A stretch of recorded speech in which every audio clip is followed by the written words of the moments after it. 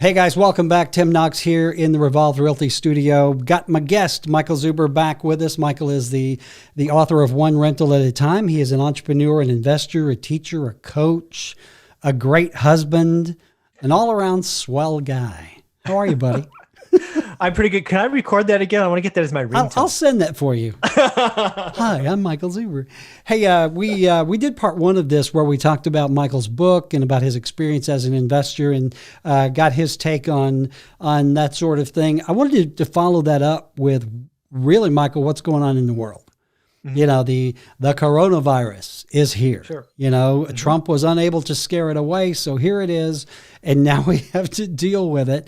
And I want to talk a little bit about the effect it is going to have, number one, on our industry, on real estate, sure. but on people and on other businesses and really what's going on in the world. I mean, this is not, God forbid, the zombie apocalypse. It's kind of a bad strain of the flu, but you know, everybody seems to be in reaction mode because no one was really proactive on this mm-hmm. thing. So what are you seeing there as far as, let's talk about the real estate market first. Sure. Are you seeing this affect your business at all? Well, so kind of yes and no. So let's clarify who I am, right? Mm-hmm. So again, I'm a real estate investor. I am somebody who's been watching the consumer and financial markets for the better part of 30 years. So when you hear my answers, that is the lens I give you. I am not a doctor. I've never been trained in medicine, not a virus expert, none of those things. Right. So if you want those answers, go somewhere else. But if you want to talk about how this is going to impact the consumer, how it's going to impact real estate, how it might impact the stock market, I have at least a well-informed decision with 30 years of track record in seeing multiple black swan events and kind of what happened. So again, and you're in California, just to be clear. I am.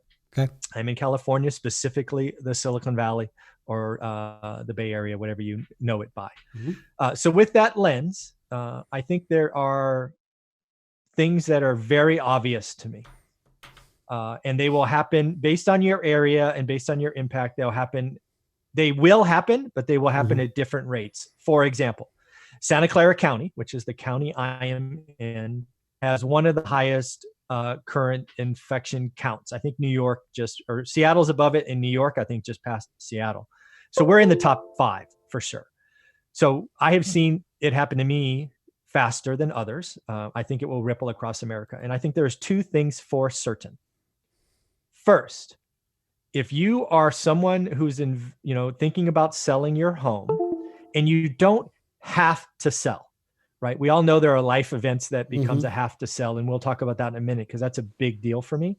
But if you don't have to, right? It's like, oh, I'd like to move, or I'd like to do this, or, I like that new build over there. You are absolutely not going to list your home. And why can I say that with confidence? Well, I can say that with confidence because the entire media is talking about this thing being infectious and it lives forever, or not forever, but lives for hours and just all kinds of stuff. So the last thing you're going to want to do is have an open house. Mm-hmm. You don't want strangers coming in your house and touching or sneezing or coughing or whatever people do in your house. It's human nature. I mean, so I can confidently say that in most markets over the next 1 to 30 days, because this will ripple across the US, there will be less open houses.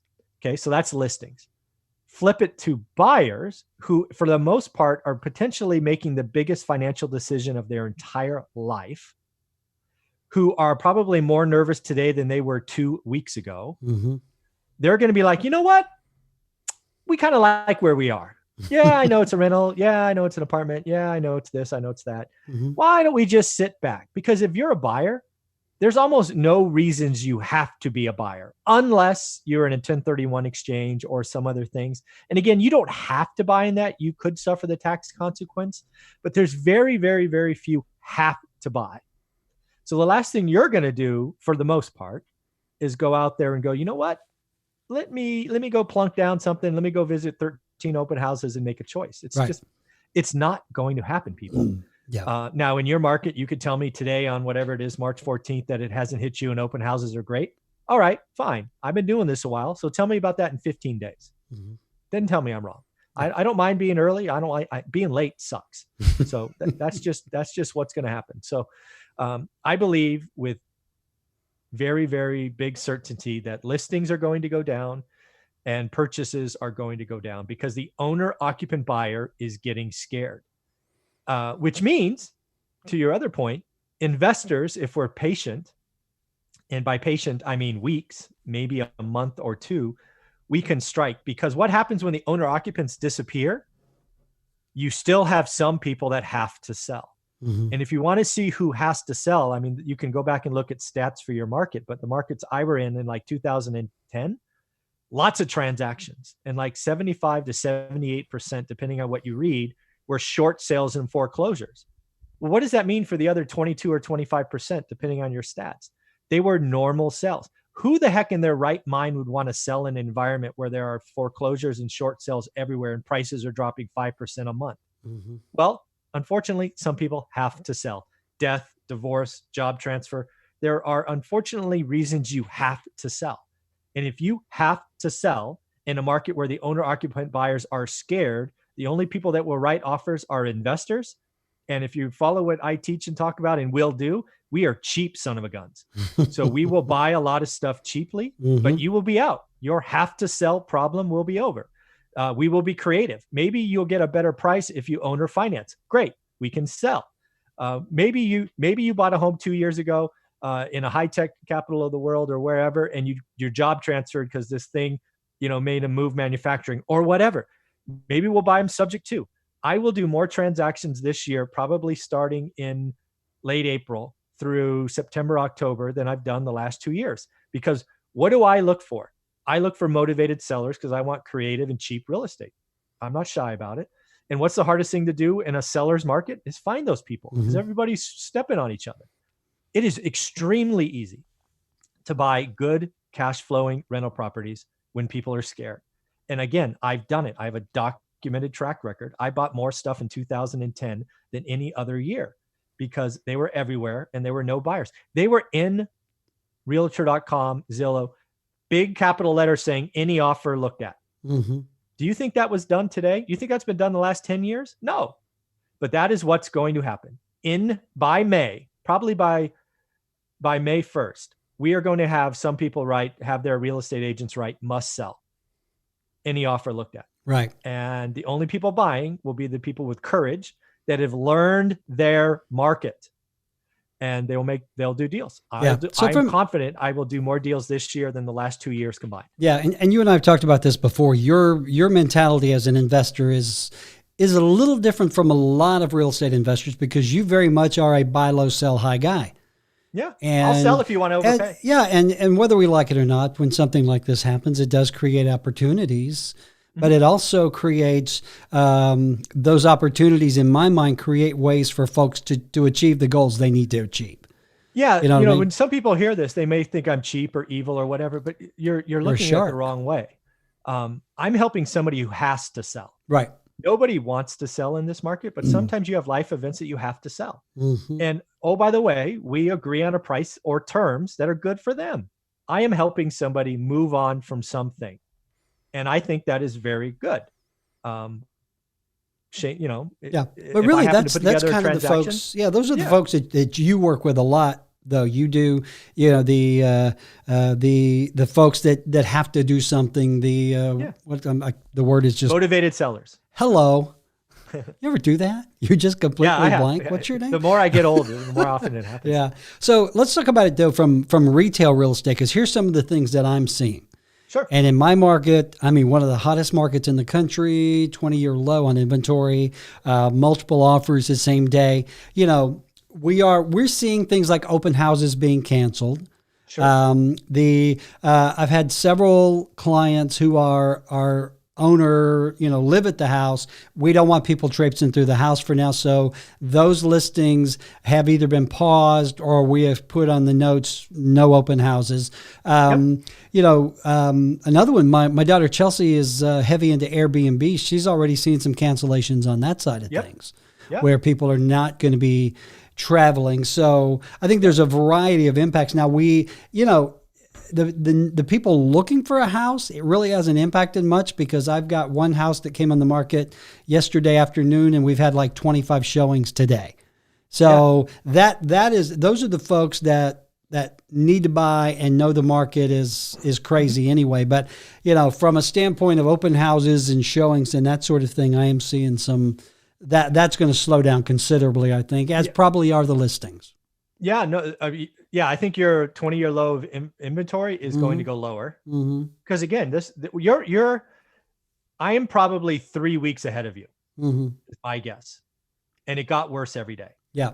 Listings are going to go down. The next thing that may happen is you'll have buyers back out. I've heard of escrows because again, I've been in the game 20 years and I talk to title agents all the time. And they've all told me about, they had Monday through Friday of this week, all of them told me about escrows that blew up. Some people blew up on the last day and they lost their earnest money. I mean, they're like, no, we're done. And we're talking big earnest money, like 40 grand. Wow. Like, nope, you take it. Right. I'm too scared. I'm too nervous. I lost too much value in my stocks, whatever it is. So my guess is you're 3 weeks behind me, but inventory is going to go lower. I think the owner occupant buyer is going to get nervous. I think it's coming. And I think Airbnbs, it's interesting with Airbnbs, right? If you happen to be in a market that is very kind of like beachy or vacation-y, you're done. You're toast.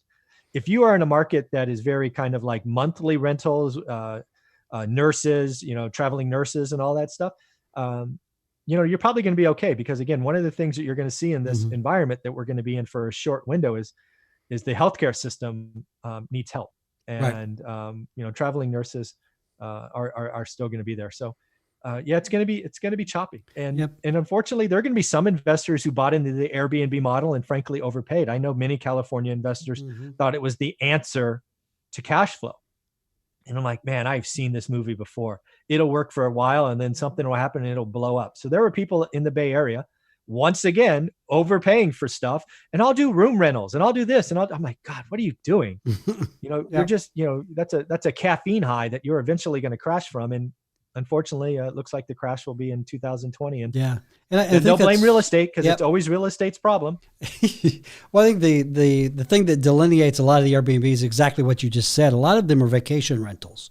Like, for example, like our market, the Airbnb, this is not a vacation destination by any stretch of the imagination. Nor is Fresno. Yeah, right? but we are a very high tech, the military is here, big relocation. We've got 1,800 FBI employees moving here. It's insane. So a lot of the Airbnbs are considered temporary housing.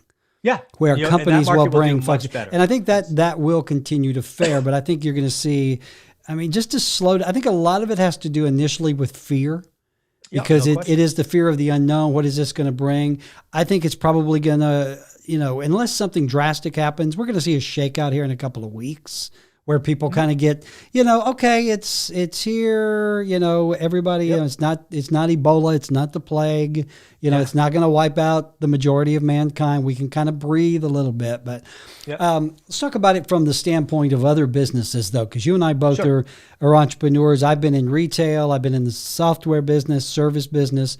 Talk about a little bit about what's going to happen in those sectors. We're already seeing runs on grocery stores. What is it with toilet paper? Are you worried that you won't have enough paper to wipe your? I don't. No, well, it's like here's the big joke here. We're kind of the ass end of Tornado Alley, right? Okay. And so anytime there is bad weather, especially, let me back up. It's not really tornadoes. There's more snow and ice.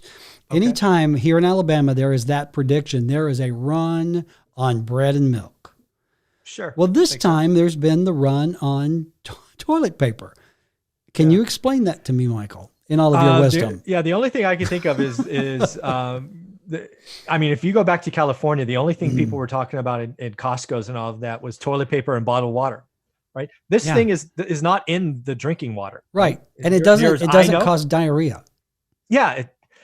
So what I think happened is someone took that picture because it probably looked really weird, right? You get one of those Costco carts and you're piled up. Yep. And that just became the thing. It's like, oh my God, it's the scarcity mindset, right? If they're doing it, I have to do it too. What you should have been getting is, like you said, perishables and probably Right. meat and chicken, and freezing some, like hearty food, because I think there'll be a time where they kind of say, okay, everybody stay home for a week or 10 days Yeah. or whatever it is. Well, we're seeing that here. The schools are going to be closed for the rest of the month, I think, starting I think next that's week. going to happen A across lot the of country. the companies are telling folks to work from home. The ones that I see really getting the hardest hit are, okay, those business owners. The business is going to go. It's going to go down. I mean, you're not going to do as much volume, not going to make any money. But the folks that do live paycheck to paycheck, which is most people, Yeah. And they work at companies, small businesses that maybe can't afford, it's not like Apple. Apple's telling everybody to take a couple of weeks off with pay. So it really trickles downhill from those small businesses down to those employees who are going to be out of work for a couple of weeks or whatever with no pay. And then that impacts everything that goes on. Yeah, so I'm very anxious to read what was passed by the House of Representatives yesterday, and I believe the Senate gets it Monday. Mm-hmm. It sounds like, again, I've read headlines. They haven't published the actual act yet, but I think it's called Families First. What I have read from that is they're going to give sick leave to everyone up to 2 weeks. They're going to give up to, I think it was 2 months family leave. They're going to strengthen unemployment. Basically, the only people that can address that is the federal government. Mm-hmm. My hope, dream, whatever you want to call it, is that these freaking idiots who don't like each other realize that their job is to help the American public. Yeah. And they put that bullshit aside and they help the American public. Yeah. I believe they're going to be children for a little while longer because they're just kids. Yeah. But they're eventually going to realize that their job is to help the American public. So I believe that aspect is going to be solved. I could see them cutting everybody a check. I've lived through that environment before. Mm-hmm. I remember one time they cut everybody a $600 check. I remember one time they gave everybody who bought a new home $8,000. If the federal government says, you know what, we're going to shut down America for a month. I'm just making this stuff up. Mm-hmm. But I'm going to give every human being 10 years and older $1,000 or 15 or $2,000, whatever it is. That will allow people that live paycheck to paycheck, that live on tips, that are all of this. It will allow them to pay the rent and get some food. It's not going to allow you to go do stupid things like buy a new car or anything like that. Right. But it will allow you to survive. It will take that paycheck to paycheck stress off. And let's be clear, I think they should do that. Mm-hmm. Because what we have to do is we have to get through a 2 to 10 week problem. Right. And then things get better. And they probably get better wickedly fast. Because the American public, the American economy is the most robust, strong thing. We have something that we weren't ready for, that we can get through, but it will take all of us working together. And the federal government has to lead both freaking sides. Get off your I hate you, you hate me bullshit, and let's solve this. It kills me that they're pointing fingers at each other. Stop it. Do that later. No, it's your fault. No. You know what I mean? I mean, what kills me about this should not be politicized. Okay.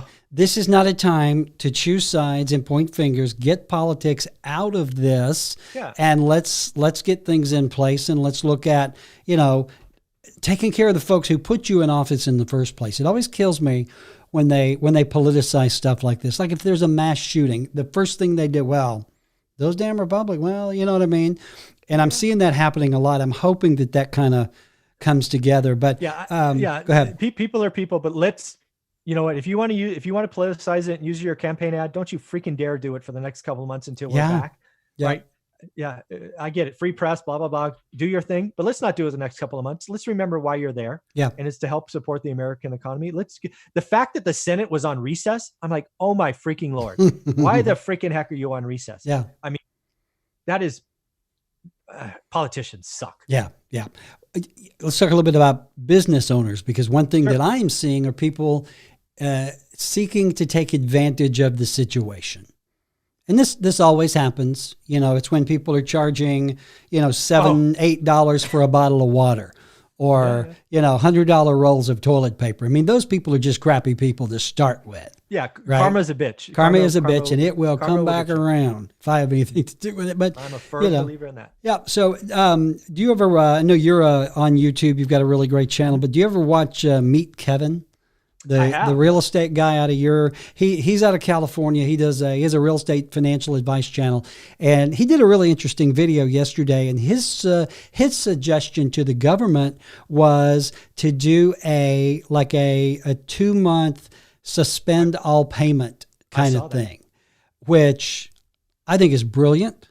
Now again, the folks that are owed money are the ones that are going to take the hit, but they may be the ones that can stand it a little better, especially if there's a makeup for that at some point, Yeah, I think again, he got the idea from Italy. Italy was the first country to do that. I think more countries will follow. I think Meet Kevin is near as I can tell, a quality human being. I was lucky enough to interview him 6 or 7 months ago. I like his story. I think delaying, and again, he's talking about payments, like interest payments, mortgages. Right. The federal government already delayed student loans, which is a huge step forward. We have two things that we have a reality. Too many Americans live paycheck to paycheck. Yeah. We are in a world for the next couple of months where the revenue side or income side of that is going to be highly suspect. The federal government can come in, write a check, as we just talked about, to help fix that. But we can also come in and fix the expense side, which is credit card debt, auto debt, mortgage debt.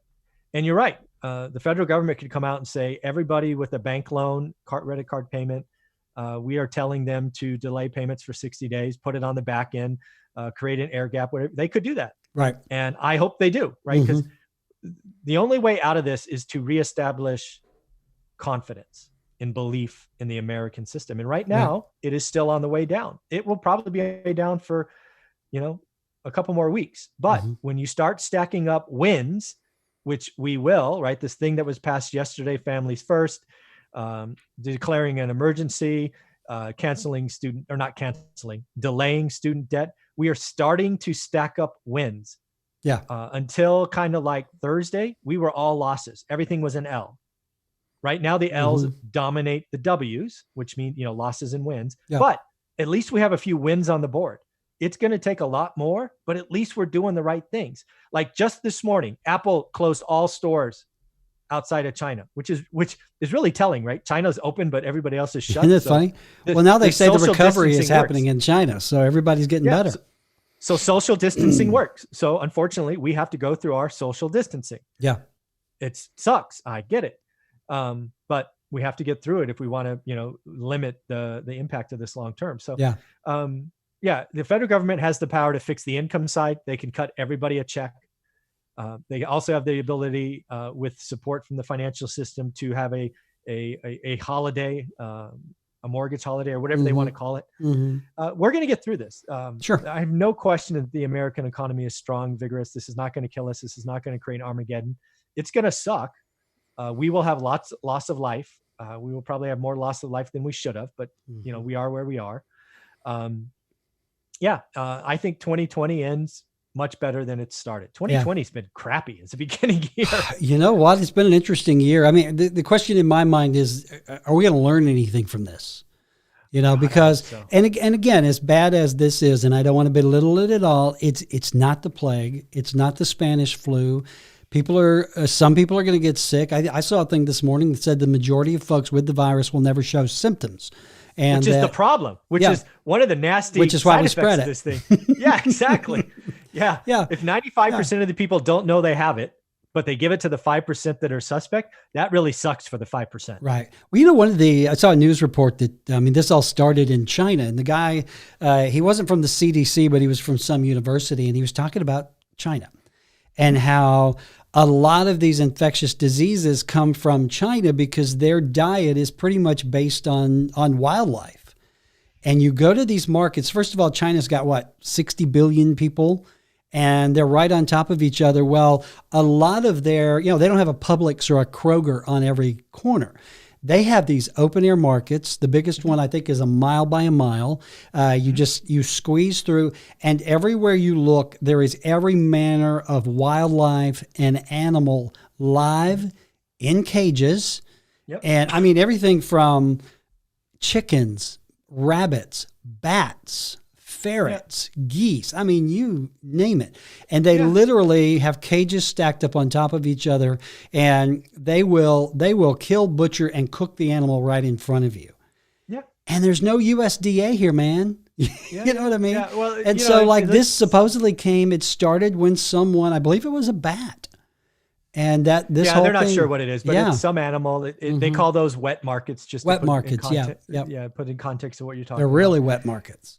Yeah, it's you know, I'm not here to judge what they've done. They've been doing this for Well, it's the hundreds of culture. years. They've been doing it forever. Yeah, Yeah. yeah, but when you it's a petri dish. When you stack up that many different variations of animals that close to humans in a humid environment, you have created a petri dish. Yeah. It should be known that China's central government in the last 3 or 4 weeks have canceled or made that an illegal practice. So they now have, for the first time, acknowledged that that's a problem. But let's not just blame China. Africa. Oh no. Had this happen, Africa's the same way. With Ebola and what they call, I forgot what they call it, but basically you go out and hunt wild game of anything and any kind of animals. And that's where Ebola jumped from. Yeah. And that's where SARS came from. Yeah. It's just other countries don't have the first world infrastructure of the United States. We are blessed, lucky, and fortunate to have that. And we need to help other countries get to our level, and hopefully that's a lesson we learn going forward. Well, I think the point there, and you said it, we are not one world. No, there are very different cultures, and I think what we have to do is figure out, okay, how do we safeguard against that sort of thing? Yes. And I've always believed this, and I'm an old writer. I actually wrote a short story about this, that the world will not end by nuclear war or global warming or doing mankind. It's going to be some little microbe that you can't even see. I agree, a trillion percent. The thing that I hope there's a couple of lessons learned. It's funny, I put out a video on my top 10 yesterday of what I hope we learn from this. So that's the first one. I hope we have a federally mandated group, something beyond the CDC. I want a new thing. Yeah. Your job is to think ahead and fight the unknown virus, because Mother Nature created this thing. The people that think this was man-made, people are not creative enough. This thing has a hard shell. It lives on surface. I mean, men are not smart enough to think of this nasty bug. Right. It's Mother Nature, right? It's or whatever. It's whatever. So I would love to see us, once this is over and passed, that we create an agency that's well funded, that your job is to sit in silence and get PhDs and smart people in the room for forever, and think about this. Because if we could have had a vaccine for this 6 months earlier than whenever it comes, because I'm convinced we will, that would have been awesome, right? Yeah. They have a stack of possible vaccines. So that's something I hope we learn. Yeah. The other thing I hope we learn is living paycheck to paycheck, buying wants versus needs sucks. A lot of the stress that we're feeling today, which again, I firmly believe the federal government will eventually get their heads out of their ass and solve, will, go ahead. Shut up. You're so popular. I don't need to talk. That's the president calling to get your opinion. What did I do? Oh, this is somebody sending me a fax. A fax? What's a fax? Yeah, I don't know. I don't know what's going on. I had an agent text me the other day and said, "Can I fax you an offer?" And I'm like, "What? What's a fax?" No. Yeah, that's my all-inclusive scanner fax thing. So I use it for a scanner, but I guess I didn't even know it's still plugged into the line. That's funny. But anyways. That is funny. But where were we? Well, things that we're learning. I hope people learn to save. I think actually what's going to happen for the next month or so is people are going to really start to understand what a want and a need is. Right. The American economy is a consumer-driven economy, and most of that is wants. We freaking want the new iPhone. We want the Gucci bag. We want the Nikes. We want this. But you know what? When it comes down to it, we need shelter and food. Right. And basics. Basics. And I think people are going to really see. I mean, I've already seen it. Again, Santa Clara is a few weeks ahead of you. I checked my credit card statement today for the last 2 weeks of March versus last March. Man, it's different. Is it? It's way different. We haven't gone out to eat in 2 weeks. That's, a couple of grand. Haven't got gas nearly as much, right? Got gas once versus 3 times. I'm like, man, this stuff adds up. So, that's going to happen. Well, and I hope we focus on happiness. Yeah. Well, a lot of people are not happy unless they do have a lot of stuff that they're indebted for. You know what I mean? But, yeah, I think the bottom line is we're going to be okay. You know, there's going to be some struggles and some strife, but at the end of the day, again, this is not Armageddon. Nope. It is going to alter the way we do things. You know, here a number of years ago, we had a bad tornado outbreak, and it hit a power station. So we were without power, without electricity for like a week. Oh, wow. And you talk about changing your lifestyle because you had no lights. Now, you know, and we cooked everything out. We took everything out of the freezer before it could thaw, and we cooked it on the grill. Yeah. Neighbors were kind of sharing, and, you know, I actually, and this is really weird, I enjoyed that time because it was just me, my wife, my daughter, candlelight, playing games, you know, eating everything under the sun. So at least now we have electricity, we have running water, we've got everything we need. It's just, this is more of a financial hit than anything. And I think, you know, actually, I want to go ahead. I actually don't think it's a financial hit. You don't think so? Maybe you're using the wrong. Maybe we have a different definition of financial. And I say this with a 2008 lens. 2008 was a financial crisis. Well, today is a Main Street crisis. Yeah. Well, this is more coming out of the pockets of normal people rather than the big banks and Main Street and that sort of thing. That's what I mean by that. You know, it's a Main Street problem. Yeah, Main Street's income. I'm a firm believer. I mean, I play the stock market heavily, stock market. Oh. And I'm not afraid. I mean, it's going to come back. You know what I mean? It's going to bounce back. It may take a little time, but, you know, I think if we just all work together, be kind to your neighbor. If you see someone in need, help them out, and just kind of chill a little bit. I'm a big fan of chilling, Michael. There you go. I think that's great advice. All right, buddy. Hey, I appreciate you doing this. Get a plug in for your book and your website and your YouTube channel. Yeah, if you like what we're talking about here, I watch the financial markets every day because I'm trying to figure out what the consumer and cost of capital is. You can watch that every day, usually 7:30, 8 o'clock in the morning on my YouTube channel called One Rental at a Time. If you have any interest in real estate or real estate investing, go to Amazon or Audible. And again, One Rental at a Time. The best darn book out there on the topic of getting started in investing. I highly recommend it. You know, one thing that's funny, we've been doing this for an hour. You haven't touched your face a single time. I've touched my face 774 times. But when you get my age, nothing's going to get in here, so I'm okay. Hey, we'll put links to everything down below. Hey, buddy, this has been fun. Let's make this a regular thing. You got it. Anytime you want. All right, brother. Talk to you soon. Thank you. Bye. Take care.